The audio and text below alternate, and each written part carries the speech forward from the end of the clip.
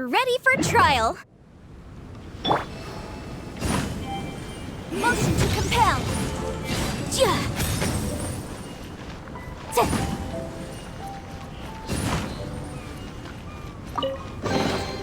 Huh. Let's appraise the value on this.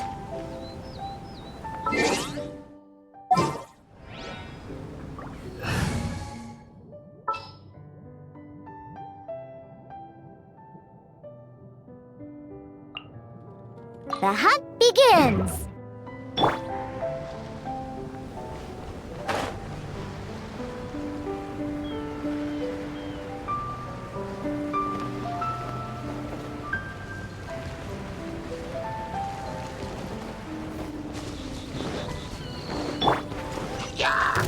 One with nature!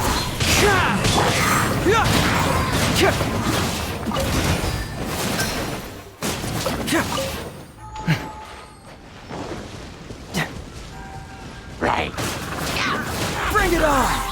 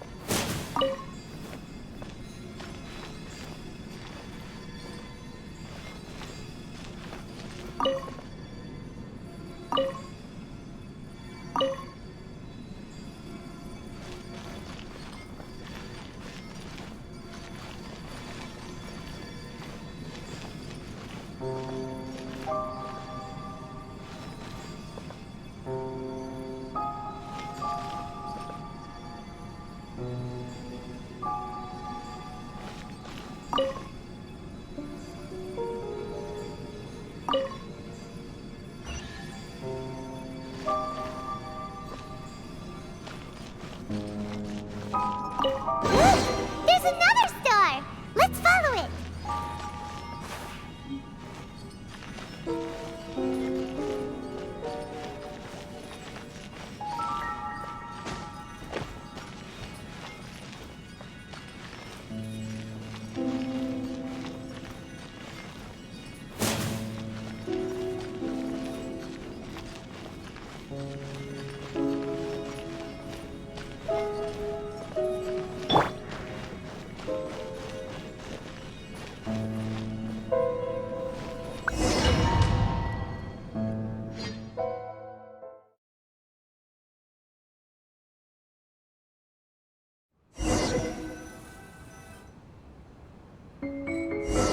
Astrology reveals the truth unreservedly, but not everyone is willing to accept their fate, no matter.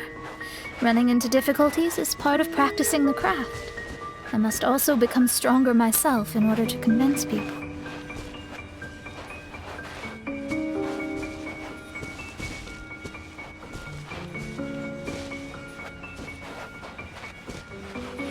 I once met an adventurer on a mountain who also happened to be picking fruits. He was even kind enough to share some with me, so in return, I agreed to perform a divination for him. The results were terrifying. I advised him to give up adventuring as soon as possible, otherwise he could meet his end within the next 2 years. He fell silent for a while. Surprisingly, he didn't doubt the results of my divination like others had, but he looked quite perplexed. Even so, I have to keep going. Adventurers can't just give up in the face of hardship. With that, he picked up his pack and headed for the peak.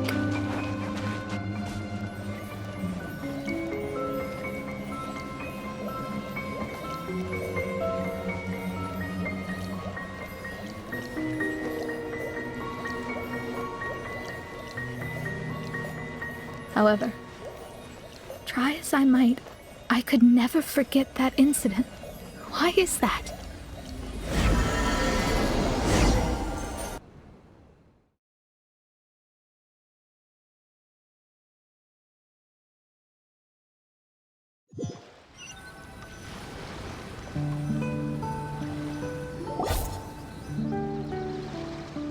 Oh, we're back again. So, Mona, is that adventurer dead now?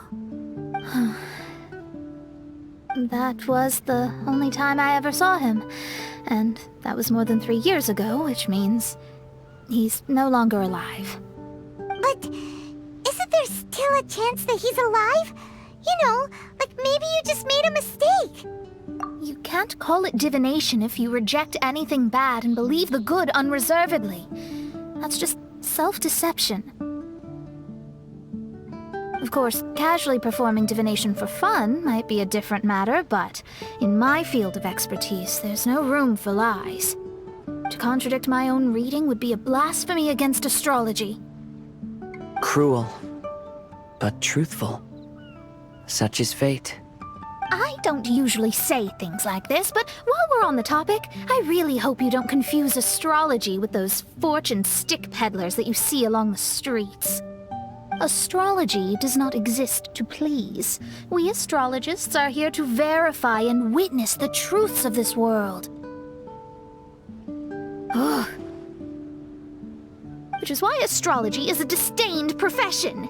It is a mighty art, but unfortunately one that annoys people nonetheless. Why dost thou protest so much, Lady Magistus? Thou seems not to be the sort with whom one would be loath to be associated. What Main Fräulein means is that she's glad to be friends with you. No, that's not exactly what I said. Whatever has gotten into you, Oz, you misinterpret my utterances with increasingly alarming frequency.